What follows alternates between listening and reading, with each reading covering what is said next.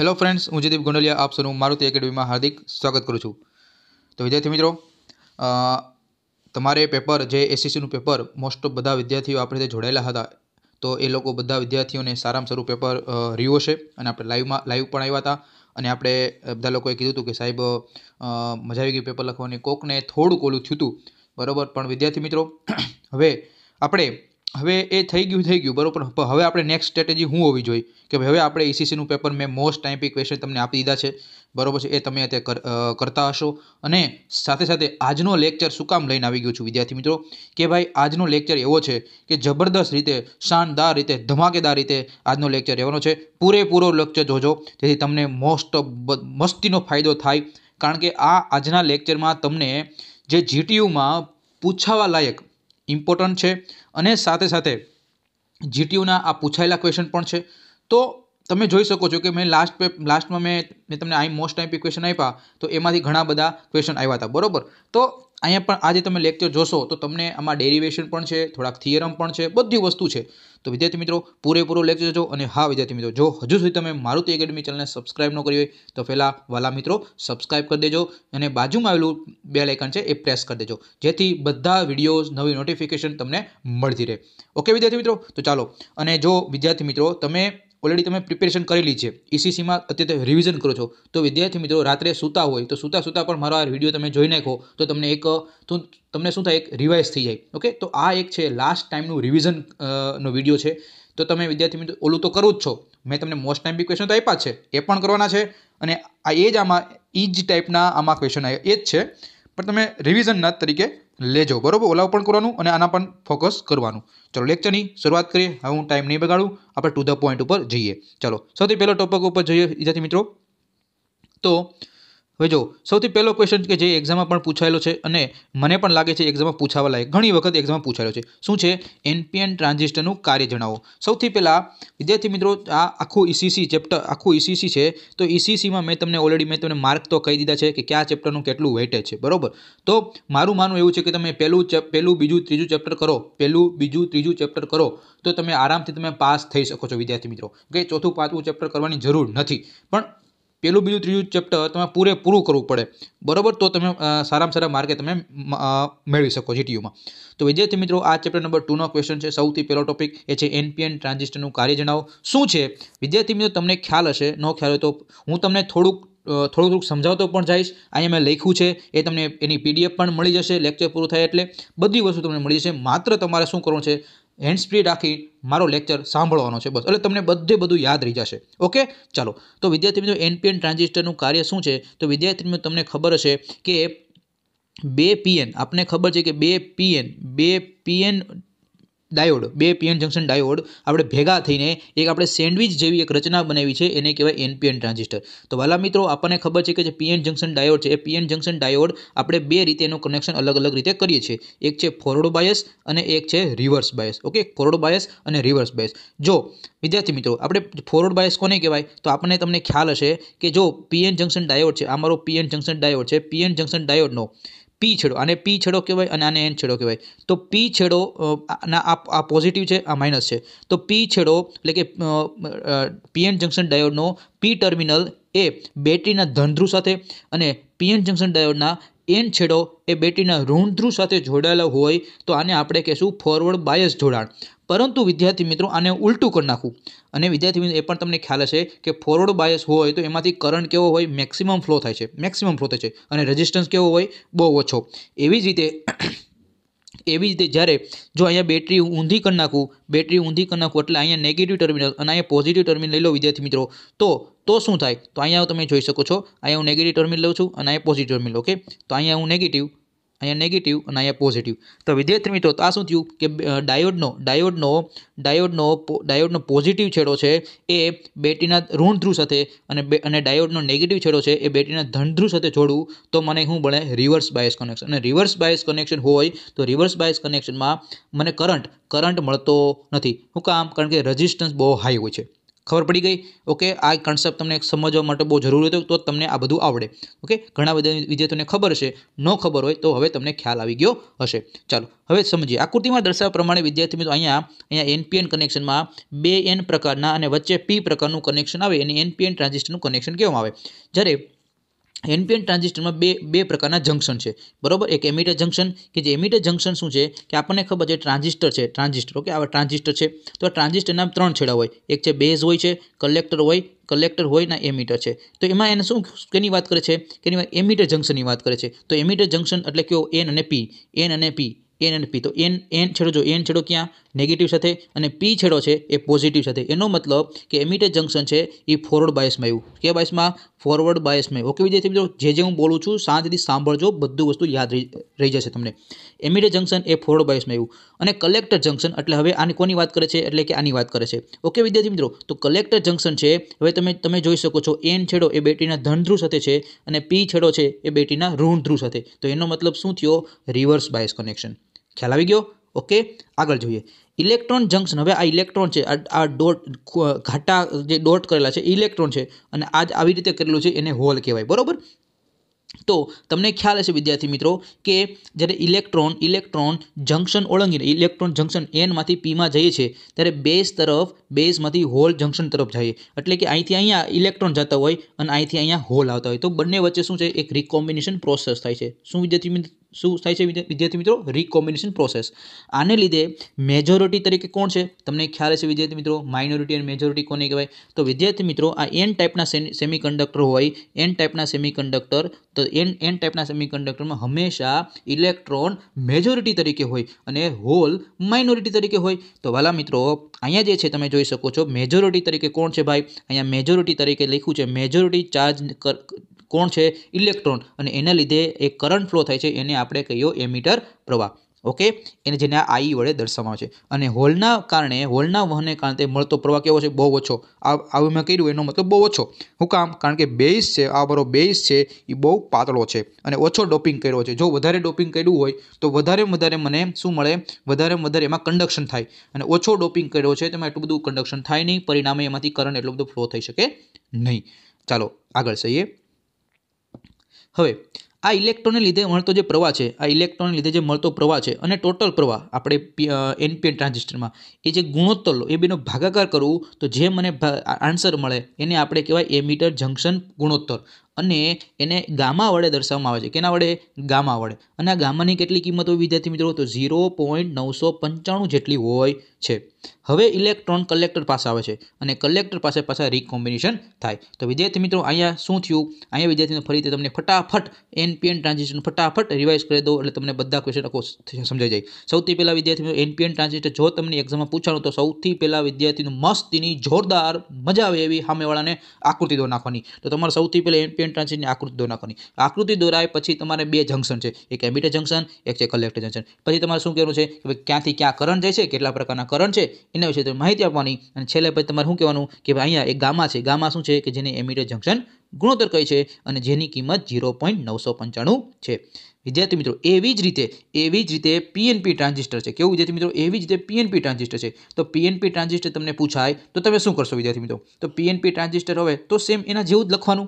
પણ વિદ્યાર્થી મિત્રો, અહીંયા શું છે? જો તો ભાઈ P ટાઈપનો સેમિકન્ડક્ટર. તો P ટાઈપના સેમિકન્ડક્ટર હોય તો મેં તમને સમજાવ્યું છે આપણે જ્યારે હું તમને IMP ક્વેશ્ચન આપતો ત્યારે.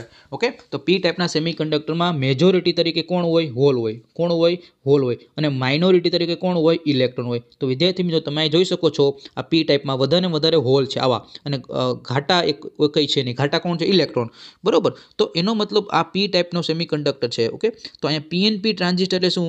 કે 2 P ટાઈપના સેમિકન્ડક્ટર અને વચ્ચે એક N પ્રકારના સેમિકન્ડક્ટર દ્વારા જે ટ્રાન્ઝિસ્ટરની રચના બને છે એને શું કહેવાય? PNP ટ્રાન્ઝિસ્ટર કહેવામાં આવે છે. ઓકે, ચાલો ખ્યાલ આવી ગયો PNP ટ્રાન્ઝિસ્ટર કોને કહેવાય? સૌથી પહેલા ડેફિનેશન. પછી શું? જે આપણે ઉપર મેં તમને સમજાવ્યું ને એ જ ફરીથી બધે વાર્તા કરવાની. શું કે ભાઈ એમિટર જંક્શન છે ફોરવર્ડ બાયસ. જો અહીંયા તમે જો P ટાઈપનો જોડેલો છે કે આ પી ટાઈપ અને બેટરીના ધન ધ્રુવ સાથે, એવી રીતે એન ટાઈપ બેટરીના ઋણ ધ્રુવ સાથે. તો અહીંયા પણ એવું થશે કે વીઈ જંક્શન છે, એ જંક્શન છે એમિટર જંક્શન એ મારો ફોરવર્ડ બાયસમાં આવે છે, અને મારો કલેક્ટર જંક્શન છે, કલેક્ટર જંક્શન એ પણ રિવર્સ બાયસમાં આવે છે.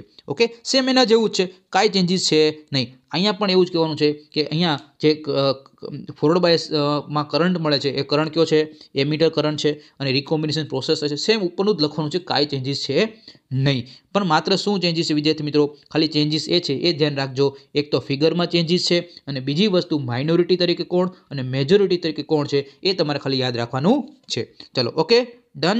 ચાલો હવે આગળ જોઈએ, જે તમારા માટે મોસ્ટ આઈએમપી એક્ઝામમાં પૂછાવા લાયક આ જે ક્વેશ્ચન છે, મને તો લાગે છે એક્ઝામમાં 100% આવવું જ જોઈએ અને પૂછાશે પણ. જોજો તમે, જુઓ સૌથી પહેલાં એક્ઝામમાં પૂછાય, સૌથી પહેલાં યાદ રાખજો વિદ્યાર્થી મિત્રો, આલ્ફા ડીસી અને બીટા ડીસી વચ્ચેનો સંબંધ પૂછાય. આલ્ફા ડીસી અને બીટા ડીસી શબ્દો સાંભળજો વિદ્યાર્થી મિત્રો, કન્ફ્યુઝ નહીં થતા. અત્યારથી કહી દઉં છું, છોકરાઓ કન્ફ્યુઝ થાય છે. તમને શું પૂછ્યું, આલ્ફા ડીસી અને બીટા ડીસી. ડીસી પૂછે તો જ તમારે ડેરિવેશન કરવાનું, અને જો એક્ઝામમાં ખાલી આલ્ફા અને બીટા પૂછાણું હોય તો તમારે આ ડેરિવેશન કરવાનું નથી. સંભળાય છે? સમજાણું કે નહીં? ઓકે, જો તમને, અથવા હમણાં આપણે બીજી રીતે કહું, બરોબર?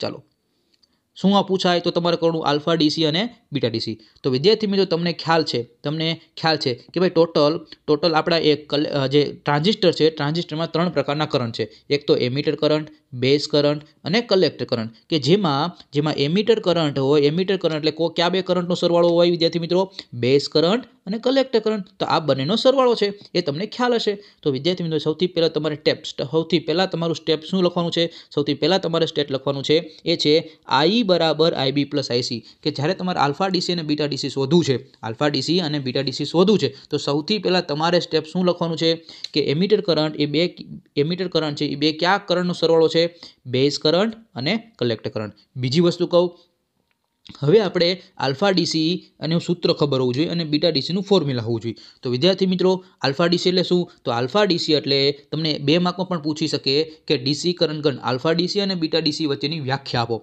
તો વિદ્યાર્થી મિત્રો આલ્ફા ડીસી એટલે શું કે કલેક્ટર કરંટ અને આઈ એટલે એમિટર કરંટના ગુણોત્તરને, કલેક્ટર કરંટ અને એમિટર કરંટના ગુણોત્તરને શું કહેવાય ભાઈ, આલ્ફા ડીસી કહેવામાં આવે છે. અને એવી જ રીતે વિદ્યાર્થી મિત્રો બીટા ડીસી એટલે શું, તો બીટા ડીસી એટલે કલેક્ટર કરંટ અને બેઝ કરંટના ગુણોત્તરને શું કહેવાય, બીટા ડીસી કહેવામાં આવે છે. સાહેબ કેમ યાદ રાખવું, યાદ રખાઈ દઉં, એમાં શું વાંધો. ચાલો અહીંયા ધ્યાન આપો, બીટા ડીસી, બીટા એટલે શું, બીટા એટલે બી, છેદમાં અહીંયા બી આવે, અને એના વગરનું હોય અહીંયા ઈ જ આવે. જોઈ લો, યાદ રહી ગયું કે નહીં? તો હંમેશા યાદ રાખવાનું, આલ્ફા રે હંમેશા શું આવે, ઈ, ઉપર તો હરખું જ છે, જોઈ લો. ઓકે, એમાં કંઈ યાદ રાખવાનું નથી. તો વિદ્યાર્થી મિત્રો કમેન્ટમાં લખી નાખજો, આલ્ફા ડીસી એટલે શું થાય, આઈસી અપોન આઈ, જ્યારે બીટા ડીસી એટલે શું થાય, આઈસી અપોન આઈબી. ચાલો ડન, અહીંયા સુધી કોઈ ડાઉટ નહીં હોય. ચલો હવે આપણે નેક્સ્ટ એક સ્ટેપ તમને અત્યારે યાદ રખાઈ દઉં છું, કારણ કે તમારે કાલે એક્ઝામ છે, મારે આપણે સમયને જોતો, બરોબર? સૌથી પહેલાં પહેલું સ્ટેપ પતી ગયું, બીજું સ્ટેપ પતી ગયું, ત્રીજું સ્ટેપ પતી ગયું. ચલો હવે એની પછી શું કરવું વિદ્યાર્થી મિત્રો, આ આપણે સ્ટેપ લખી નાખ્યું. અરે હા કે ના? હા, એ સ્ટેપ લખાઈ ગયું. પછી હું આઈબીને સૂત્રનો કરતા બનાવું. કોને બનાવું છું? આઈબીને સૂત્રનો કરતા બનાવું છું. તો આઈબી બરાબર શું થાય, આઈબી બરાબર શું થાય કે ભાઈ આઈ માઇનસ આઈસી. ઓકે, આઈસી છે એને જમણી સાઈડ હતું, જમણી સાઈડમાંથી ડાબી બાજુ લાવવું તો એ માઇનસ થઈ જાય. ઓકે, આ બધા વિદ્યાર્થીઓને ખબર હશે. ચાલો હવે આગળ જોઈએ. ચાલો અહીં સુધી કોઈ ડાઉટ નહીં હોય. હવે વિદ્યાર્થી મિત્રો તમે જુઓ, હવે આપણે બીટા ડીસી છે, આપણે અલ્ટિમેટલી તો આલ્ફા ડીસી બીટા ડીસી વચ્ચેનો સંબંધ ફાઇન્ડ કરવો છે ને આપણે, તો બીટા ડીસીનું સૂત્ર મૂકવાનું. Beta DC is equal two શું થાય, આઈસી અપોન આઈબી. કેમ? અહીંયા બી, તો અહીંયા બી આવે, એટલું યાદ રાખવાનું. ઓકે, ચલો તો beta DC is equal to IC upon IB મારે લખાઈ ગયું. હવે એમાં જે આઈબી બરાબર શું, તો અહીંયા મેં ગોતી લીધું. હા સાહેબ, તમે ગોતી લીધું છે, લખી નાખે એમને બેઠું. તો બીટા ડીસી બરાબર શું થાય, beta DC is equal to IC upon I minus IC. Okay, આને સમીકરણ 1 અપાઈ ગયું. ઓકે, ચાલો હવે આ જે સમીકરણ 1 આપ્યું એને આપણે આઈ વડે ભાગી દેવાના છે. અહીંયા અંશ અને છેદમાં આઈ વડે ભાગી દઉં. ચલો ભાગી દઉં, ચલો ભગાઈ ગયા. હવે જોઈ લે, આ જોવાઈ ગયું, IC upon I, I upon I અને આઈસી અપોન આઈ. ઓકે, ચલો હવે તમે મને કહો આઈસી અપોન આઈ એટલે શું થાય સાહેબ? તો અહીં મળેલું જો, અહીંયા રહ્યું. તો આઈસી અપોન આઈ એટલે હું લખી શકું, આલ્ફા ડીસી લખી શકું? હા સાહેબ લખી શકો. તો લખાઈ ગયું. હવે આઈ તો ઉડી ગયા, ત્યાં હું વધે ખાલી 1, અને આઈસી અપોન આઈ એટલે શું થાય પાછું, આલ્ફા ડીસી. તો એનો મતલબ એવો થયો વિદ્યાર્થી મિત્રો, કે બીટા ડીસી બરાબર શું થાય, તો બીટા ડીસી એટલે તમને ખ્યાલ આવી ગયો કે બીટા ડીસી એટલે શું થાય, alpha DC -1 minus alpha DC. Okay, ખબર પડી ગઈ. આગળ જોઈએ. હવે આ બીટા ડીસી છે, હવે આ બીટા ડીસી છે. બીટા ડીસી એ 1 વડે ગુણું તો બીટા ડીસી આવે, પછી માઇનસનું minus, beta DC into alpha DC. Okay, બરાબરનું બરાબર અને આલ્ફા ડીસી. હવે આ minus beta DC into alpha DC છે એ આપણે હું જમણી સાઈડ લઈ જાઉં તો પોતે પ્લસ બની જાય. ઓકે, પ્લસ બની ગયા. ઓકે, ચાલો હવે શું કરવાનું છે વિદ્યાર્થી મિત્રો? હવે જો આ બંનેમાંથી શું કોમન છે? બંનેમાંથી આલ્ફા ડીસી કોમન છે તો કોમન કાઢ લે. કોમન કાઢ્યા, વૈધા હું અહીંયા કાંઈ વધ્યું નહીં, એટલે 1 તો કાંઈનો વન તો હોય ને. ઓ ભાઈ, કાંઈનો તો વન તો હોવાનો જ. 1 પ્લસ બીટા ડીસી. આલ્ફા ડીસીને સૂત્રનો કરતા બનાવવાનું અને કોઈ પણ સંખ્યા સાથે આપણે સૂત્રનો કરતા બનાવી એની હારે જે હોય ને એ છેદમાં આવી જાય. ક્યાં જાય? છેદમાં. ક્યાં આવી જાય? નીચે. શું કહેવાનું? નીચે. તો આવી ગયું 1 પ્લસ બીટા ડીસી. ઓકે, ચાલો આવી ગયું. Alpha DC is equal two beta DC upon 1 plus beta DC. તો વિદ્યાર્થી મિત્રો, આ મને ગયું બીટા ડીસી, આ મને મળી ગયું આલ્ફા ડીસી. બંને વચ્ચેનું સંબંધ દર્શાવતું સૂત્ર મને મળી ગયું. ડન. ઓકે, ચાલો. મોજ આવે તો મસ્તીની એક લાઈક આપી દેજો. બરોબર, મોજ આવે તો, ન આવે તો કાંઈ નહીં. ચલો, હવે એવી જ રીતે વિદ્યાર્થી મિત્રો એસી કરંટ ગેઇન અને આલ્ફા અને બીટા. વિદ્યાર્થી મિત્રો, પેપરના જીટીયુના પેપરમાં જો તમને પૂછો આલ્ફા અને બીટા તો તમારે આન્સર આ લખવાનો. તમને એમ પૂછે આલ્ફા એસી અને બીટા એસી તોય તમારે આ જ આન્સર લખવાનો. કેમ? કારણ કે એસી કરંટ ગેઇન પૂછ્યો. પણ તમને એમ પૂછે આલ્ફા ડીસી અને બીટા ડીસી તો જો તમે આ લખીને આવ્યા તો તમારે જય રામજી કી. બરોબર, તો આવું ભૂલ ન થવી એને અત્યારથી તમને કહી દઉં છું. આવી ભૂલ નહીં કરતા કે આવી ઘણા વિદ્યાર્થીએ ભૂલ કરેલી છે તમારા સિનિયર લોકોએ, તો આવી ભૂલ તમે નહીં કરતા. ચલો, હવે સૌથી સેમ એના જેવું જ છે, કાંઈ ચેન્જીસ નથી. એસી કરંટ ગેઇન આલ્ફા અને બીટા વચ્ચેનો સંબંધ તો I is equal to IC plus IB. Same ઓલાની જેમ જ લખવાનું. હવે અહીંયા શું ચેન્જીસ છે વિદ્યાર્થી મિત્રો કે ભાઈ અહીં એસી આવ્યો, એસી એટલે ફેરફાર થાય. તો અહીંયા વિદ્યાર્થી મિત્રો આઈસી એટલે કલેક્ટર કરંટ અને આઈબી એટલે બેઝ કરંટ.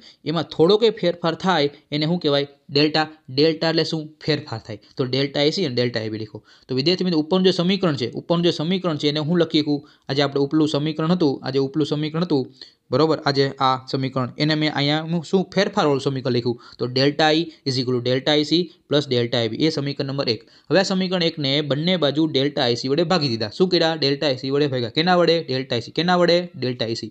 ડેલ્ટા આઈસી વડે ભાગી દીધા. ડેલ્ટા આઈસી વડે ભાગ્યા. ડેલ્ટા આઈસી વડે ભાગ્યા. હવે હમણાં આપણે જોયું વિદ્યાર્થી મિત્રો કે સાહેબ તમે જ હમણાં કીધું આઈસી અપોન આઈ એટલે શું થાય? સાહેબ આલ્ફા થાય. પણ જો આવું હોય આઈ અપોન આઈસી તો એનો મતલબ શું થયું? આનું ઊંધું થયું ને.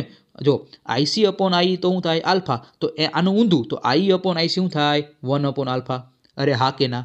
ડન. ચાલો, મોજ આવી ગઈ. ઓકે, મોજ આવી ગઈ સાહેબ, મોજ આવી ગઈ. તો એનો મતલબ એવો જ થયો વિદ્યાર્થી મિત્રો, અહીંયાથી શું થાય? 1 અપોન આલ્ફા. હવે આ ભાઈ તો ઉડી ગયા, સામે ઉડાડી દીધા તો 1 વધ્યું. હવે તમને ખબર છે સાહેબ, આપણે હમણાં આગળ શીખા કે આઈસી અપોન આઈબી એટલે બીટા થાય. પણ આનું ઊંધું કરું તો, હવે આનું ઊંધું કરું તો એટલે કે આઈબી અપોન આઈસી થાય એટલે શું થાય? સાહેબ કાંઈ નહીં થાય, 1 અપોન બીટા થાય. તો જો લખાઈ ગયું અહીંયા આઈબી અપોન આઈસી એટલે 1 અપોન બીટા. ચાલો, ડન. ઓકે, ચાલો. હવે વિદ્યાર્થી મિત્રો તમે જુઓ કે અહીંયા 1 છે. શું છે અહીંયા? 1. ઓકે, આ બરાબર 1 છે, એને હું આ બાજુ લાવું તો માઇનસ થઈ જાય. તો 1 upon alpha minus 1 is equal two 1 upon beta. હવે આલ્ફા છે તો આલ્ફાને હું અહીંયા 1 વડે ગુણું તો શું થાય? આલ્ફા થઈ જાય. તો શું થાય? 1 માઇનસ આલ્ફા છેદમાં alpha is equal two 1 upon beta. Done. Okay, હવે મારે શું કરવાનું છે?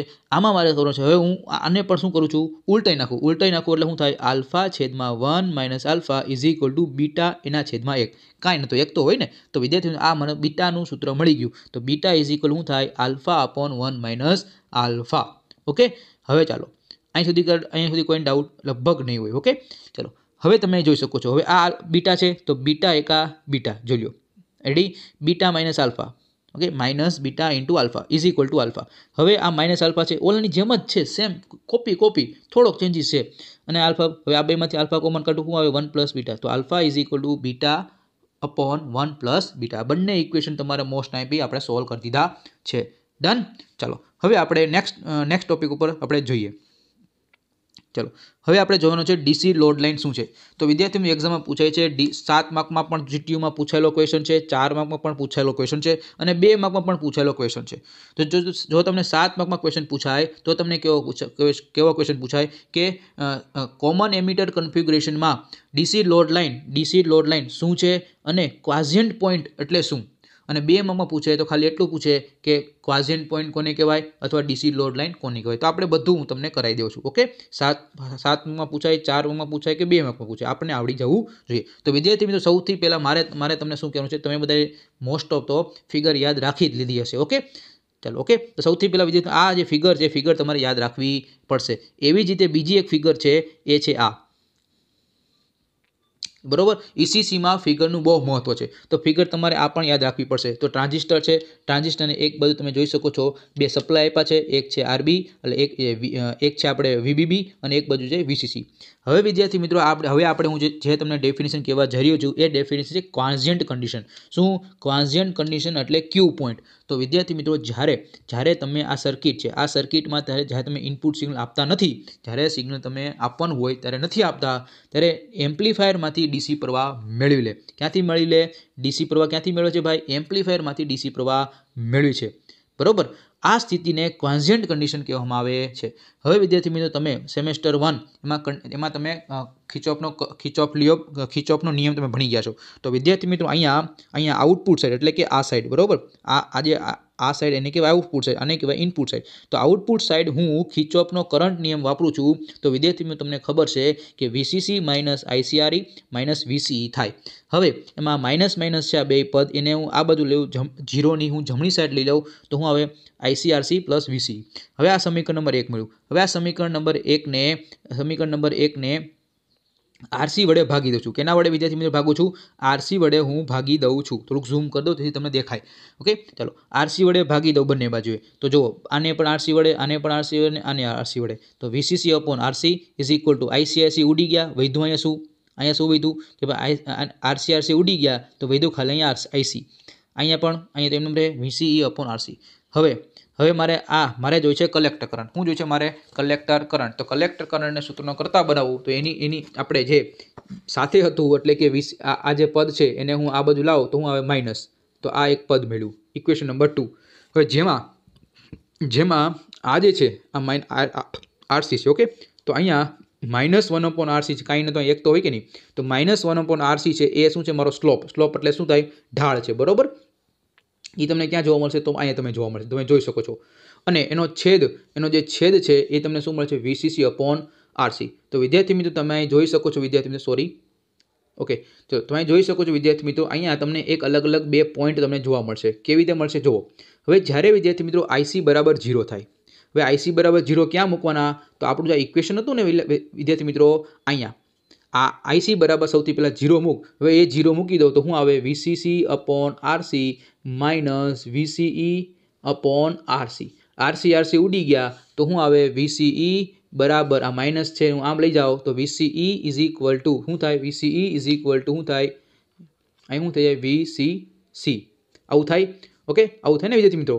બરોબર, તો વિદ્યાર્થી મિત્રો જોવો તમે, જ્યારે આઈસી બરાબર 0 મૂકું છું, ત્યારે કલેક્ટર કરંટ 0 મૂકું ત્યારે શું મને મળે? VCE is equal two VCC મળે છે. VCE is equal two VCC. જો વીસીઈ સોરી ઓકે ચલો, તો વીસીઈ બરાબર વીસીસી એટલે મારો અહીંયા એક પોઈન્ટ મળે અને આ જે પોઈન્ટ મળે એને મેં કીધો એ પોઈન્ટ. ઓકે, હવે એવી જ રીતે વિદ્યાર્થી મિત્રો, જ્યારે વીસીઈ બરાબર 0 લઉં ત્યારે મને મળે છે IC is equal two VCC upon RC. અને એ જે પોઈન્ટ મળે એ મને પોઈન્ટ મળે છે અહીંયા. એ જે પોઈન્ટ મળે છે એ પોઈન્ટ મને મળે છે બી પોઈન્ટ. કયો મળે છે વિદ્યાર્થી મિત્રો? મને બી પોઈન્ટ મળે છે. હવે આ બી પોઈન્ટ છે તો એ પોઈન્ટ અને આ બી પોઈન્ટ એ બંનેને હું જોડતો એક રેખાખંડ દોરી નાખું અને એ જે મને મળે છે લાઇન મળે એને કહેવાય ડીસી લોડ લાઇન. શું કહેવાય એને? DC load line. અને એ ડીસી લોડ લાઇનમાં જે મધ્યમાં જે એક બિંદુ આવેલું હોય છે એને કહેવાય ક્યુ પોઈન્ટ. હવે વિદ્યાર્થી મિત્રો, જ્યારે તમારો ટ્રાન્ઝિસ્ટર છે એ ટ્રાન્ઝિસ્ટર એ એમ્પ્લીફાયર તરીકે ક્યારે કામ કરે? જ્યારે તમારું જે ક્યુ પોઈન્ટ છે, ઓપરેટિંગ પોઈન્ટ છે એ એક્ટિવ રિજનમાં હોય ત્યારે જ કામ કરે છે, બાકી ચાલુ થતો નથી. સેચ્યુરેશન રિજનમાં હોય ત્યારે ચાલુ થાય છે, પણ એ ટ્રાન્ઝિસ્ટર એ સ્વિચ તરીકે કામ કરે છે. અને જ્યારે કટ ઓફ રિજનમાં હોય ત્યારે ટ્રાન્ઝિસ્ટર છે એ ઓપન સર્કિટ તરીકે કામ કરે છે. ઓકે ચલો ડન. તો અહીંયા આપણે તમારે કમ્પ્લીટ થઈ ગયું. હવે આપણે નેક્સ્ટ ક્વેશ્ચન ઉપર જઈએ વિદ્યાર્થી મિત્રો, એ છે એચસીઆર. શું છે વિદ્યાર્થી મિત્રો? મોસ્ટ ઇમ્પોર્ટન્ટ ક્વેશ્ચન એવો કહી શકાય. એચસીઆર એટલે કે થાઇરિસ્ટની રચના કોને કહેવાય? શું છે? ચાલો, તો સૌથી પહેલાં વિદ્યાર્થી મિત્રો એચસીઆર એટલે શું? SCR એટલે કે સિલિકોન કંટ્રોલ રેક્ટિફાયર SCR. તો વિદ્યાર્થી મિત્રો એક્ઝામમાં પૂછાય કે HCR એટલે કે થાઇરિસ્ટરની રચના સમજાવો. તો વિદ્યાર્થી મિત્રો તમે જોઈ શકો છો કે HCR એટલે શું કે ભાઈ અહીંયા 4 લેયર છે. ઓકે, અને 3 જંક્શન PN જંક્શન કેટલા J1 J2 થી 3 જંક્શન. વિદ્યાર્થી મિત્રો HCR છે એક એવું ડિવાઇસ છે કે જેને 3 અલગ અલગ ટર્મિનલ છે. કેટલા ટર્મિનલ? 3. એક છે એનોડ, બીજું છે કેથોડ અને ત્રીજું છે ગેટ. ઓકે, તો અહીંયા એનો સિમ્બોલ પણ આપેલો મેં છે. હવે આકૃતિમાં દર્શાવ્યા પ્રમાણે અહીંયા 4 લે જે મેં આકૃતિમાં દર્શાવ્યું બેઠું લખી નાખો. બહુ મસ્ત રીતે મેં સમજાવ્યું છે. તમારે આરામથી યાદ પણ રહી જશે. આકૃતિમાં દર્શાવ્યા પ્રમાણે HCR એ 4 layer 3 junction J1 J2 J3 અને 3 વિભાગ 3 ટર્મિનલ વાળું ડિવાઇસ છે. એનોડ, કેથોડ અને ગેટ. ચાલો ઓકે, અહીંયા સુધી કોઈ ડાઉટ નથી. થાઇરિસ્ટર છે નામ કેમ પડ્યું? તો થાઇરિસ્ટર છે એ તમારું નામ એ થાઇરેટ્રોન અને ટ્રાન્ઝિસ્ટર એથી બનેલો શબ્દ છે. એટલે જે HCR, તો HCR એટલે શું થાય? HCR નું ફૂલ ફોર્મ થાય સિલિકોન કંટ્રોલ સ્વિચ. સિલિકોન આ ડિવાઇસમાં વાપરવામાં આવે છે. શું કામ? કારણ કે અહીંયા રેક્ટિફાયરના આપણે ઓપરેશન કરીએ છીએ ત્યારે આપણે લો રેઝિસ્ટિવ અને હાઈ રેઝિસ્ટન્સ બંને આપણે કંટ્રોલ કરી શકીએ છીએ. કારણ કે આપણને ખબર છે કે AC ટુ DCમાં કન્વર્ટ કરવું હોય ત્યારે આપણે HCR કરતા હોય છે. અને આ HCRનો ઉપયોગ આપણે હાફ વેવ રેક્ટિફાયર અને ફૂલ વેવ રેક્ટિફાયર આપણે કરી શકીએ, જે તમે હમણાં કાલના લેક્ચરમાં તમે જોયું હશે. ઓકે, ચાલો આ જે ડિવાઇસ છે એ ડાયોડની જેમ જ વર્ક કરે છે, પરંતુ આ ડિવાઇસમાં જ્યારે ગેટ પલ્સ આપીએ ત્યારે જ ઓન થાય છે, ત્યાં સુધી ઓન થતો નથી. ઓકે, અને HCR છે એ કેવું ડિવાઇસ છે? યુનિડાયરેક્શનલ ડિવાઇસ છે. એટલે એક જ ડાયરેક્શનમાં કામ કરે છે. બાય ડાયરેક્શન એટલે બંને બાજુ ડાયરેક્શનમાં કામ કરતો હોય, પણ આ કેવું છે? યુનિડાયરેક્શન, એક જ ડાયરેક્શનમાં કામ કરે છે. તો વિદ્યાર્થી મિત્રો ખાલી તમને એક્ઝામમાં પૂછાય 3 માર્કમાં કે HCRની રચના જણાવો, તો મેં તમને સમજાવી. સૌથી પહેલાં બેની સર્કિટ ડ્રો કરવાની, સર્કિટ ડ્રો કરીને સિમ્બોલ અને કેટલા લેયર કેટલા ટર્મિનલ એ બધું લખવાનું, એટલે તમારું કામ પતી ગયું. હવે આપણે જોઈએ કે HCRનું કામ શું. તો HCRનું કાર્ય જણાવો. તો વિદ્યાર્થી મિત્રો તમે જોઈ શકો છો 2015-18માં પણ પૂછાયેલો છે અને 19માં પૂછાયો અને 2021માં પણ પૂછાયેલો છે. તો HCRનું કાર્ય જણાવો. અથવા એમ પૂછાય કે 2 ટ્રાન્ઝિસ્ટર મોડલ ઓફ અ થાઇરિસ્ટર એટલે કે HCR એ 2 ટ્રાન્ઝિસ્ટર એનાલોજીથી સમજાવો. તો વિદ્યાર્થી મિત્રો તમે અહીંયા જોઈ શકો છો. ઓકે, અહીંયા જો તો અહીંયા વિદ્યાર્થી મિત્રો તમે જોઈ શકો છો આ આપણે 4 લેયર છે PN બરાબર. એમાં અહીંયા જે લેયર છે એના બે કટકા કરી નાખ્યા છે J1 J2 J3. અહીંયા મેં ગેટ પર આપું છું. તો અહીંયાથી જો અહીંથી કટકા કરી નાખું તો આ જે લેયર છે આખું P, પછી અહીંયાથી આખો એટલો લેયર અહીંયા બની ગયો અને આ NPN આખો અલગ લેયર. તો વિદ્યાર્થી મિત્રો આ જે PNP તો અહીં જો એક આ ટ્રાન્ઝિસ્ટર બન્યો અને એક NPN તો એક આ ટ્રાન્ઝિસ્ટર બન્યો. ખબર પડી? તો એનો મતલબ HCR છે એ 2 ટ્રાન્ઝિસ્ટરનો સરવાળો છે. કેટલા ટ્રાન્ઝિસ્ટરનો? 2 ટ્રાન્ઝિસ્ટરનો સરવાળો છે વિદ્યાર્થી મિત્રો. અને અહીંયા તમે જોઈ શકો છો તમને એક વિશે પોઈન્ટ વાઇઝ સમજાવું. થાય છે શું વિદ્યાર્થી મિત્રો? આકૃતિમાં દર્શાવ્યા પ્રમાણે તમારે HCRની ટ્રાન્ઝિસ્ટર એનર્જી સમજાવી છે. હવે અહીંયા એક PNP ટ્રાન્ઝિસ્ટર છે અને બીજો NPN ટાઈપનો ટ્રાન્ઝિસ્ટર છે. હવે એમાં કલેક્ટર અને બેઝ ઇન્ટરકનેક્ટેડ છે. જો તમે જોઈ શકો છો આ જે સર્કિટ છે ને વિદ્યાર્થી મિત્રો, આ જે સર્કિટ આરામથી જુઓ, આપણે કાંઈ ઉતાવળ નથી. જો અહીંયા જો આ શું છે? બેઝ છે, આનો કલેક્ટર. ઓકે, આ પહેલા ટ્રાન્ઝિસ્ટરનો કલેક્ટર. હવે કલેક્ટર બીજા ટ્રાન્ઝિસ્ટર કેમાં? બેઝમાં જોડવામાં આવ્યો છે. ઓકે, તો ચાલો આગળ જોઈએ. હવે જ્યારે ગેટ કરંટ આપવામાં આવતો નથી વિદ્યાર્થી મિત્રો, જ્યારે આપણો HCR છે. ઓકે, આ HCR અમારો છે HCR બરોબર. તો HCR અહીંયા અમારો આ એનોડ અને આ કેથોડ અને આ ગેટ સિગ્નલ. હવે ગેટ સિગ્નલ અહીંયામાં કરંટ જ્યારે ન આપવું ત્યારે ડિવાઇસમાં કોઈ પણ વહન થતું નથી. એટલે એનો મતલબ શું? વહન ન થતું હોય, કરંટ ફ્લો થતો નથી, એનો મતલબ રેઝિસ્ટન્સ કેવો હોય? બહુ વધારે હોય અને વધારે શું થતું હોય? વોલ્ટેજનો ડ્રોપ થતો હોય. હવે જ્યારે ઓછા સમયગાળા માટે પોઝિટિવ જ્યારે પલ્સ આવે, શું આવે વિદ્યાર્થી મિત્રો? જ્યારે પોઝિટિવ પલ્સ આવે ત્યારે શું થાય છે? એ ગેટને સિગ્નલ આપવામાં આવે છે અને પરિણામે મને એક સ્મોલ અમાઉન્ટ, બહુ ઓછા અમાઉન્ટમાં મને કરંટ મળે છે અને એ જે કરંટ છે એ છે બેઝ કરંટ. અને બેઝ કરંટ બેઝમાંથી પસાર થઈ કલેક્ટર કરંટમાં ધીમે ધીમે વધારો થાય છે અને પરિણામે ફર્સ્ટ ટ્રાન્ઝિસ્ટરનો કલેક્ટર કરંટ એ બીજા ટ્રાન્ઝિસ્ટરના બેઝ કરંટમાં ધીમે ધીમે દાખલ થાય છે. અને આવી રીતે વિદ્યાર્થી મિત્રો એ બેઝ કરંટ IB2 વહે છે અને IC2 પણ વહે છે અને કલેક્ટર કરંટ IC2 એ જ બેઝ કરંટ IB1 પણ આપણે કહી શકીએ. આવી પ્રક્રિયા કન્ટિન્યુ સતત થાય છે અને ઝડપથી થાય છે અને પરિણામે ડિવાઇસમાં ધીમે ધીમે કન્ડક્શન એટલે કે ધીમે ધીમે ચાલુ થાય કરંટ ધીમે ધીમે વધવા લાગે કરંટ ધીમે ધીમે વધે શું કામ ક્યારે થતો હોય કે જ્યારે રેઝિસ્ટન્સ ધીમે ધીમે ઘટવા લાગતો હોય છે ઓકે આને આપણે લિમિટ પણ કરી શકીએ છીએ અને જો ગેટ પલ્સ લઈ લેવામાં આવે તો ડિવાઇસને ચાલુ તો પણ ડિવાઇસ તો ચાલુ જ રહે ઓકે તો આવી રીતે ટ્રાન્ઝિસ્ટર એકચ્યુઅલમાં કામ કરે છે તો આ આપણે શું સમજ્યા વિદ્યાર્થી મિત્રો ટ્રાન્ઝિસ્ટર એકચ્યુઅલમાં કેમ કામ કરે છે એ આપણે સમજ્યા ઓકે વિદ્યાર્થી મિત્રો થોડુંક તમને સ્પીડમાં લાગ્યું હશે પરંતુ હવે આપણે રિવિઝનનો ટાઈમ છે તો તમને આ બધી વસ્તુ તમે એકવાર તો ભણી ગયા હશો પણ આ તમને રિવિઝન કરાવું છું એટલે થોડુંક સ્પીડમાં લાગ્યું હશે ઓકે પણ તમે આ કન્સેપ્ટ શીખી ગયા હવે તમને ખ્યાલ આવી ગયો ઓકે ચલો હવે આપણે એના વિશે હવે આપણે જોઈએ મિત્રો HCRની લાક્ષણિકતા દોરી સમજાવો HCRની લાક્ષણિકતા વિદ્યાર્થી મિત્રો 4 માર્કમાં પૂછાય છે ઓકે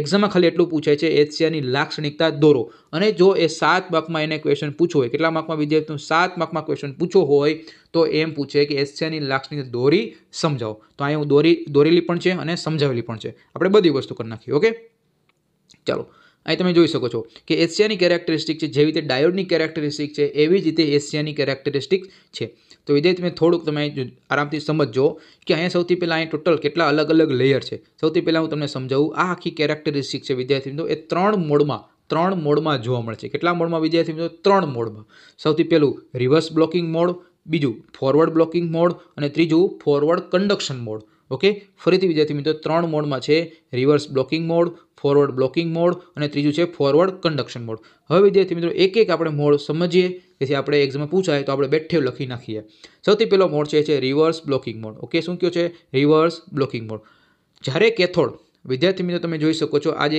પીએન જંકશન છે કે PN okay PN junction diode છે 3 જંકશન છે એમાં જ્યારે કેથોડ એટલે મારો કેથોડ એટલે આ મારું એનોડ અને આ મારું ગેટ પલ્સ તો જ્યારે કેથોડને પોઝિટિવ અને એનોડને નેગેટિવ સપ્લાય આવે ત્યારે આકૃતિ દર્શાવ્યા પ્રમાણે મારો જે HCR છે એ કેવો બને છે રિવર્સ બાયસ કેમ વિદ્યાર્થી મિત્રો રિવર્સ બાયસ બને કારણ કે એનોડ તો પોઝિટિવ છે પણ પોઝિટિવને હું નેગેટિવ આપું છું અને પોઝિટિવને હું નેગેટિવ આપું તો આપને ખબર છે કે એ કયા કન્ડિશનમાં આવે એ આવે રિવર્સ બાયસમાં તો વિદ્યાર્થી મિત્રો જે જંકશન J1 અને J2 છે J1 અને J3 એ રિવર્સ બાયસમાં આવે છે જ્યારે J2 છે એ ફોરવર્ડ બાયસમાં આવે છે અને અહીંયા જે મારો HCR છે એ ડાયોડ જેવું કામ કરશે કેના જેવું ડાયોડનું જેવું કામ કરવા લાગશે અને બહુ સ્મોલ અમાઉન્ટમાં કરંટ ધીમે ધીમે ફ્લો થવાની ચાલુ કરશે તો આ જે રિવર્સ બ્લોકિંગ સ્ટેટને જ આપણે ઓફ સ્ટેટ કહીએ એનો મતલબ એવો થયો કરંટ એટલો બધો ફ્લો થતો નથી કરંટ એટલો બધો ફ્લો ન થાય તો એનો મતલબ હું કે ભાઈ મારો ડિવાઇસ છે એ બંધ છે જે તમને અહીં ઓપીમાં દર્શાવ્યું છે ઓપી ક્યાં છે વિદ્યાર્થી મિત્રો તમને અહીંયા ઓપી દર્શાવું જુઓ યસ અહીંયા તમે જોઈ શકો છો વિદ્યાર્થી મિત્રો આ જે પોઈન્ટ છે આ પોઈન્ટ ઓકે આ જે એટલા અમાઉન્ટમાં મોડ છે ઓકે અહીં એટલું તે આ જે એરિયા છે ને વિદ્યાર્થી મિત્રો ઓકે આજે અથવા આ પણ તમે એરિયા કહી શકો કે એટલો એરિયા તો આજે એટલો એરિયા છે એ કયો છે ફોરવર્ડ બ્લોકિંગ મોડ કે જેમાંથી રિવર્સ બ્લોકિંગ મોડ કે જેમાં કરંટ ફ્લો થતો નથી ઓકે રિવર્સ બ્લોકિંગ મોડમાં કરંટ કોઈ ફ્લો થાય નહીં ઓકે ચલો હવે આપણે જોઈએ પરિણામે ઓપન જે સ્વિચ છે સર્કિટ જે HCR છે એ ઓપન સ્વિચ તરીકે કામ કરે છે હવે આવ્યો ફોરવર્ડ બ્લોકિંગ મોડ હવે શું કે ભાઈ જે મારે અહીંયા એનોડ હતો એનોડને હું પોઝિટિવ સપ્લાય આપું છું અને કેથોડને આપું છું નેગેટિવ હવે શું થાય છે ચાલો જોઈએ એક પોઈન્ટ વિશે સમજીએ આકૃતિમાં દર્શાવ્યા પ્રમાણે જ્યારે એનોડને પોઝિટિવ અને કેથોડને નેગેટિવ સપ્લાય જોડવામાં આવે ત્યારે HCR મારો ફોરવર્ડ બાયસમાં આવે જ્યારે વિદ્યાર્થી મિત્રો હમણાં આપણે જોયું કે J1 અને J3 આની પહેલાં રિવર્સ બાયસમાં હતા હવે કેવા બની ગયા ફોરવર્ડ બાયસમાં અને J2 આની પહેલાં કેવો હતો ફોરવર્ડ બાયસ હવે કેવો બની ગયો રિવર્સ બાયસ તો વિદ્યાર્થી મિત્રો વધારે ફોરવર્ડ બાયસ હોય તો એનો મતલબ એવો થયો કે એમાં કરંટ જોવા તમને મળશે કરંટ તમને કન્ડક્શન દેખાશે ઓકે એ જે કરંટ મળે છે એને કહેવાય લીકેજ કરંટ કે જે ON વડે દર્શાવવામાં આવ્યું છે ઉપર આપણે એમને જોશું બરોબર અહીંયા જે સ્વિચ છે હજી પણ સ્વિચ છે એ તો ઓપન તરીકે જ કામ કરશે અને ફોરવર્ડ બ્લોકિંગ મોડ ઉપર જ કામ કરશે કારણ કે એટલો બધો કરંટ કે ફ્લો નથી થતો કે મારી સ્વિચ ચાલુ થઈ જાય ઓકે અને છેલ્લે આપણે જે ત્રીજું મોડ છે એમાં મારી જે HCR છે એ સ્વિચ ચાલુ તરીકે કામ કરશે એ છે છેલ્લો છે HCR કન્ડક્શન મોડ જ્યારે એ એનોડ અને કેથોડ ફોરવર્ડ વોલ્ટેજ આપણે હવે ધીમે ધીમે વોલ્ટેજ વધારતો જાઓ તો જે J2 છે એ J2માં એ રિવર્સ બાયસ હતું એ રિવર્સ બાયસમાંથી થઈ હવે કેમાં બની જાય ફોરવર્ડ બાયસ અને ફુલ્લી મારો કરંટ ધીમે ધીમે ફ્લો થવા લાગશે અને પરિણામે મને ફુલ્લી કન્ડક્શન થવા લાગશે અને આમ જે મારો HCR છે એ ફોરવર્ડ કન્ડક્શન મોડ તરીકે કામ કરે છે। તો વિદ્યાર્થી મિત્રો તમે જોઈ શકો છો, આપણે સૌથી પહેલાં તમને કહી દઉં કે આ જે આખી કેરેક્ટરિસ્ટિક છે, તો વિદ્યાર્થી કેરેક્ટરિસ્ટિક બહુ અગત્યની છે વિદ્યાર્થી મિત્રો। જે આ જે પોઈન્ટ હતો, આ જે પોઈન્ટ એ એમાંથી ક્યાંય કરંટ ફ્લો થતો નથી। હવે આ હું આવ્યું, આ જે છે એ શું છે, ફોરવર્ડ બ્લોકિંગ મોડ, કે જેમાં થોડોક કરંટ તમે ધીમે ધીમે જોવા મળશે। પણ પછી જે ફોરવર્ડ કન્ડક્શન મોડમાં એમાં કેવો થાય છે, ફૂલી કરંટ તમને જોવા મળશે, એને આપણે ઓન સ્ટેટ કીધું। ઓકે, તો આ રિવર્સ બ્લોકિંગ મોડ, આ ફોરવર્ડ બ્લોકિંગ મોડ અને આ ફોરવર્ડ કન્ડક્શન મોડ વિદ્યાર્થી મિત્રો આ કેરેક્ટરિસ્ટિક કરીને જોવી જોઈએ। ચલો હવે આપણે નેક્સ્ટ ટોપિક ઉપર જોઈએ।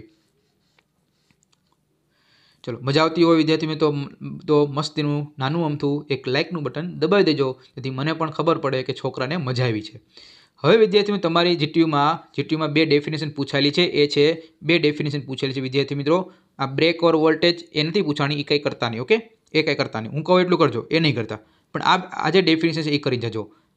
હોલ્ડિંગ કરંટ અને લેચિંગ કરંટ। હોલ્ડિંગ કરંટ એટલે શું વિદ્યાર્થી મિત્રો, કે જ્યારે મારો HCR એટલે કે થાઇરિસ્ટર એક વખત ચાલુ થઈ ગયો પછી એને કન્ટિન્યુ ચાલુ રાખવો છે, એની માટે જે મારે કરંટ આપવો પડે એને કહેવાય હોલ્ડિંગ કરંટ। ઓકે, ચલો ખબર પડી ગઈ। ચલો હવે આમાં શું લખ્યું છે એ પણ તમને સમજાવી દઉં। જુઓ, HCR ઓન થઈ ગયા પછી તેને કન્ડક્શનમાં ચાલુ રાખવા માટે જોઈતા જે પોઝિટિવ કરંટને હોલ્ડિંગ કરંટ કહેવામાં આવે છે। એવી જ રીતે આવે લેચિંગ કરંટ। શું આવે? Latching current. HCRને ઓફ સ્થિતિમાંથી ઓન સ્થિતિમાં એટલે કે સ્વિચ ઓફમાંથી સ્વિચ ઓનમાં મારે જવું છે, ત્યારે મારે જે કરંટ આપવો પડે એને કહેવાય લેચિંગ કરંટ। તો વિદ્યાર્થી મિત્રો શું તફાવત તમને ખબર પડી બંનેમાં? આ 2 માર્કમાં ક્વેશ્ચન પૂછાય કે હોલ્ડિંગ કરંટ અને લેચિંગ કરંટની વ્યાખ્યા આપો અને એમાંથી કયો કરંટ સૌથી વધારે હશે। તો વિદ્યાર્થી મિત્રો યાદ રાખજો, હોલ્ડિંગ કરંટ એટલે શું, કે એક વખત ચાલુ થઈ ગયો પછી કન્ટિન્યુઅસ ચાલુ રાખવો છે, કન્ટિન્યુઅસ એને શું કરવો છે, કન્ટિન્યુઅસ એને ચાલુ રાખવા માટે જે કરંટની જરૂર પડે એને કહેવાય હોલ્ડિંગ કરંટ। અને લેચિંગ કરંટ એટલે શું, કે ઓફમાંથી એને ઓનમાં જવું છે તો એને કહેવાય લેચિંગ કરંટ। ચલો ડન। ચલો હવે એમાં હંમેશા યાદ રાખો વિદ્યાર્થી મિત્રો, હંમેશા હોલ્ડિંગ કરંટ કરતાં 3 ગણું હોય છે। કોણ? Latching current. ઓકે, એનો મતલબ થયો લેચિંગ કરંટ હંમેશા વધારે હશે। એક્ઝામમાં પૂછાય કે હોલ્ડિંગ કરંટ કરતાં લેચિંગ કરંટ કેટલા ગણો હોય? 3 ગણો। કોણ વધારે હશે? Latching current. એક્ઝામમાં પૂછાયેલો ક્વેશ્ચન કે ભાઈ HCRના ઉપયોગ ક્યાં કઈ જગ્યાએ, તો આ તો તમને યાદ છે જ બરોબર। આમાં મારે ન સમજાવવાનું હોય કે DC મોટરના સ્પીડ કંટ્રોલ માટે, ફર્નેસ માટે, વેલ્ડિંગ અને હીટ કંટ્રોલ માટે, ઓટોમોબાઈલમાં, રેક્ટિફાયરમાં, ઇન્વર્ટરમાં અને સ્વિચ તરીકે કામ થાય છે। ઓકે, આ તમે વાંચી જાઓ તો પણ તમને યાદ રહી જાય। ચલો હવે આપણે નાના ક્વેશ્ચન જોતા જઈએ। ટ્રાયકની રચના, કાર્ય અને કેરેક્ટરિસ્ટિક શું છે ફટાફટ તમને સમજાવતો જાઉં છું વિદ્યાર્થી મિત્રો, એટલે તમને યાદ રહી જાય। ટ્રાયક શું છે, કે HCR એ યુનિડાયરેક્શનલ ડિવાઇસ છે। શું કામ? કારણ કે એક જ દિશામાં વહન થાય છે, પરંતુ બંને બાજુ વહન કરાવવું હોય, બંને બાજુ કરંટનું વહન કરાવવું હોય તો એની માટે એક નવું ડિવાઇસ આવ્યું, એ છે મારો ટ્રાયક। અને એ ટ્રાયક કેવી રીતે બને છે? 2 HCR છે, કેટલા? એ 2 HCR છે, એ 2 HCRને ઇન્વર્સલી હું પેરેલલ કનેક્ટ કરી દઉં અને જે રચના બને એને કહેવાય ટ્રાયક। તમે જોઈ શકો છો વિદ્યાર્થી મિત્રો, અહીં તમે રચના આવી રીતે ડ્રો કરવાની છે। ઓકે, વધારે પડતું કંઈ જરૂર છે નહીં। પછી લખવાનું કે HCRની જેમ જ ટ્રાયકને પણ ઓન કરવા માટે ગેટ કરંટની જરૂર હોય છે। અહીંયા મલ્ટી ટર્મિનલ 1 અને metal terminal 2, metal terminal 1, metal terminal 2 એની વચ્ચે આપણે સપ્લાય આપવાનો છે। અને જ્યારે કોઈ લોડ કનેક્ટ કર્યો ન હોય ત્યારે ફાયર કરવામાં આવતો નથી, જ્યારે લોડ કનેક્ટ કર્યો હોય ત્યારે આપણે ફાયર કરવામાં આવે છે। કેરેક્ટરિસ્ટિક્સ જોઈ લો ખાલી વિદ્યાર્થી મિત્રો, બહુ ડીપમાં જતા નહીં। ઓકે, એટલે ઉપર જોઈ લો। હવે એનો ઉપયોગ ક્યાં થાય? 2 માં પૂછાય। ટ્રાયકના અને ડાયકના ઉપયોગ પૂછાય। ઓકે, ફર્નેસમાં, AC મોટરના કંટ્રોલમાં, ઇલેક્ટ્રોનિક ફેન રેગ્યુલેટરમાં અને AC લોડના કંટ્રોલ માટે। ડન। ચલો હવે જોઈએ ડાયક। તો ડાયક શું છે? ડાયક પણ એક બાય ડાયરેક્શનલ સ્વિચ છે। એ પણ ટ્રાયકની જેમ જ બંને દિશામાં કરંટનું વહન થાય છે, પણ આમાં યાદ રાખજો ગેટ કરંટની જરૂર પડતી નથી। જો સિમ્બોલ જોઈ લો વિદ્યાર્થી મિત્રો, ઓકે આ સિમ્બોલ છે, સિમ્બોલ એક જોઈ લેજા। પછી એની લાક્ષણિકતા છે ઓલાની જેમ જ છે, થોડીક ચેન્જીસ છે। ઓકે, ચલો હવે એક્ઝામ પૂછેલો આ પૂછી શકે વિદ્યાર્થી મિત્રો કે ટ્રાયક અને ડાયકનો ઉપયોગ કરી AC લોડનું કેમ મારે નિયંત્રણ કરવું, તો તમે જોઈ શકો છો અહીંયા। ઓકે, તો અહીંયા તમે જુઓ છો, આ છે મારો આ શું છે? આ મારો છે એ છે ટ્રાયક અને આ છે મારો ડાયક। આ મારો કેપેસિટર C1, આ કેપેસિટર C1 અને આ C2, R1 અને R2 અને એક લોડ કનેક્ટ કર્યો છે। હવે વિદ્યાર્થી મિત્રો અહીંયા શું કીધું? ક્વેશ્ચન શું છે તમે સમજો પહેલા, કે ટ્રાયક અને ડાયકનો ઉપયોગ કરી કે જે આપણો AC લોડ હોય, તમારું ઘર AC લોડ હોય બરોબર, તો આ જે AC લોડ છે એ મારે નિયંત્રણ કેમ કરવું, તો એક પોઈન્ટ વિશે તમે સમજતા જાઓ। હવે જો જ્યારે વિદ્યાર્થી મિત્રો ટ્રાયકને બંને દિશામાં વહન કરે છે, હા, તેથી તેનો ઉપયોગ એસી લોડના પાવર કંટ્રોલ માટે થઈ શકે. હવે વિદ્યાર્થી મિત્રો તમે જોઈ શકો છો, તમને દેખાતું હશે. ઓકે, જ્યારે પોઝિટિવ સાયકલ આવે, ઓકે, આપણને ખબર છે એસીમાં હંમેશા પોઝિટિવ નેગેટિવ આવે. તો જ્યારે વિદ્યાર્થીને પોઝિટિવ સાયકલ આવે ત્યારે લોડ કરંટની ડાયરેક્શન તમે જોઈ શકો છો. જુઓ ક્યાંથી ક્યાં છે કે તમે જોઈ શકો છો APQ. તમે જો ક્યાંથી ક્યાં જાય છે વિદ્યાર્થી મિત્રો, કરંટ જ્યારે પોઝિટિવ સાયકલ આવે ત્યારે કરંટ પોઝિટિવ એટલે APQ, પછી R1, પછી અહીંયા D, પછી અહીંયાથી આખી આવી રીતે એક સાયકલ પૂરી થઈ છે, જે તમને અહીંયા મેં લખીને દર્શાવી છે. તો તમે જોઈ શકો છો. ઓકે, જોઈ લો તમે. A થી P, P થી Q, પછી MT2, પછી MT1 અને B દિશામાં વહે છે. ઓકે, થોડુંક બોલવામાં ભૂલ થઈ ગઈ તો તમે એકવાર જોઈ લેજો, તેથી તમને વધારે ખ્યાલ આવે. જ્યારે એવી જ રીતે નેગેટિવ સાયકલ આવે, ત્યારે બીના સંદર્ભમાં એ પોઝિટિવ બને ત્યારે બી થી MT1, ત્યાંથી MT2, ત્યાંથી Q, ત્યાંથી P, ત્યાંથી A દિશામાં વહન પામે છે, જે તમે હમણાં આકૃતિમાં ઉપર તમે જોઈ શકો છો. ઓકે, હવે આપણે લાસ્ટ એન્ડ ફાઇનલ ટોપિક આવી ગયું, એ છે પુશ પુલ એમ્પ્લીફાયર. શું છે વિદ્યાર્થી મિત્રો? Push pull amplifier. વિદ્યાર્થી મિત્રો આજે આખું છે એ સમજી લેજો વિદ્યાર્થી મિત્રો. પુશ પુલ એમ્પ્લીફાયર છે એમાં 2 ટ્રાન્ઝિસ્ટરનો યુઝ થાય છે, બે અને ટ્રાન્સફોર્મરનો યુઝ પણ કરવામાં આવે છે. તો વિદ્યાર્થી મિત્રો તમે જોઈ શકો છો અહીંયા Q1 અને Q2 બંને કેવા છે? NPN ટ્રાન્ઝિસ્ટર છે, અને R1 અને R2 ને એવી રીતે આપણે બાયસ કરવામાં આવ્યા છે જેથી બંને ટ્રાન્ઝિસ્ટર કટ ઓફમાં આવે. સૌથી પહેલાં જે પુશપુલ એમ્પ્લીફાયર છે, પુશપુલ એમ્પ્લીફાયરની સર્કિટ ડ્રો કરવાની, અને આજે તમને સમજાવું છું એ છે વિદ્યાર્થી મિત્રો એની રચના. ઓકે, તો રચનામાં શું જે તમને આકૃતિમાં દર્શાવ્યું હોય ને વિદ્યાર્થી મિત્રો, એ જ બેઠે બેઠું ઝીકી દેવાનું કે એમાં હું છે એના વિશે માહિતી આપવાની. ઓકે, તો ટ્રાન્સફોર્મરના પ્રાઇમરી વાઇન્ડિંગને સેન્ટર ટેપિંગ કર્યું છે, જો અહીંયા, અને VCC આપ્યો છે, હા આપ્યો છે. બાકીના છેડાઓ કલેક્ટર જોડવામાં આવ્યો છે, અને T1 ટ્રાન્સફોર્મર એને ડ્રાઈવર ટ્રાન્સફોર્મર કહેવામાં આવે છે. કેમ કામ કરશે જોઈ શકો. બંને ટ્રાન્સફોર્મર સ્ટાર્ટિંગમાં તો કટ ઓફમાં હોય એટલે બાયસમાં આપવામાં આવે ત્યારે કોઈ પણ સિગ્નલ હોતું નથી. સિગ્નલ ન હોય તો કરંટ મળે ન જ મળે, અને પાવરનો વ્યય ન થાય.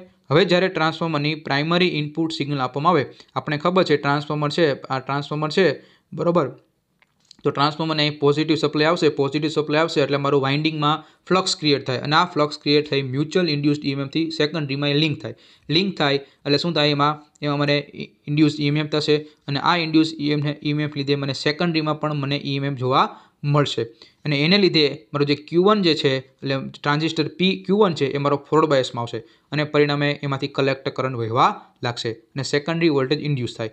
આવી રીતે વિદ્યાર્થી મિત્રો Q1 વિદ્યાર્થી મિત્રો યાદ રાખો, Q1 જ્યારે ફોરવર્ડ બાયસમાં હોય ત્યારે Q2 શું હોય? Reverse bias. એવી જ રીતે જ્યારે નેગેટિવ સાયકલ આવશે ત્યારે Q1 શું થશે? Q1 રિવર્સ બાયસ થશે, અને Q2 શું થશે? ફોરવર્ડ બાયસમાં આવશે, અને આવી રીતે કન્ટિન્યુ પ્રોસેસ થશે, અને એટ લાસ્ટ મોમેન્ટે તમને આ આખું પુશપુલ એમ્પ્લીફાયર તમને કામમાં લાગશે. વિદ્યાર્થી મિત્રો અહીંયા તમને જે મને લાગે છે એવા ટાઈપના ક્વેશ્ચન કરાવ્યા છે, એટલે તમારું એક રિવિઝન થઈ જાય, એક આરામથી તમે ક્વેશ્ચન પણ કરી શકો. અને મેં જે તમને IMP આપ્યા છે એ તો કરવાના જ છે. ઓકે, અને આ પણ તમે એકવાર જોઈ લેજો લેક્ચર. ઘણા બધા વિદ્યાર્થી મિત્રોને આજે આવા ટાઈપના ક્વેશ્ચન હતા, લેન્ધી હતા, જે નહોતા સમજાતા, એટલા માટે મને એમ થયું કે નાનો તો વિડીયો બનાવી દઉં જેથી બધાને હેલ્પફુલ થઈ શકે. Okay, done. તો વિદ્યાર્થી મિત્રો કાલે આપણે પાછા મળીએ પેપર કેવું રહ્યું એના માટે. તો વિદ્યાર્થી મિત્રો કોઈ પણ ડાઉટ હોય તો કમેન્ટ બોક્સમાં મેસેજ કરજો, અને EIના પણ મોસ્ટ IMP ક્વેશ્ચન તમને મળી જશે. ઓકે વિદ્યાર્થી મિત્રો, અને ચિંતા નહીં કરતા, અને આખી રાત આજે આપણો ECC છે, ECCમાં મસ્તીનું મજા આવે એવું મસ્તીનું વાંચી નાખો, ભૂકા બોલાવી દો કાલના પેપરમાં. અને વિદ્યાર્થી મિત્રો ઉતાવળ નહીં કરતા, અને જે ક્વેશ્ચન પૂછ્યો છે આરામથી વાંચીને કરજો, અને પેપર છે એ પેપર સ્ટાર્ટિંગમાં જ તમારી સ્પીડ રાખજો. SEC જેવું ન થાય કે આવડતું હોવા છતાં પેપર બાકી રહી જાય. ઓકે, ચલો bye, take care, see you soon, all the best.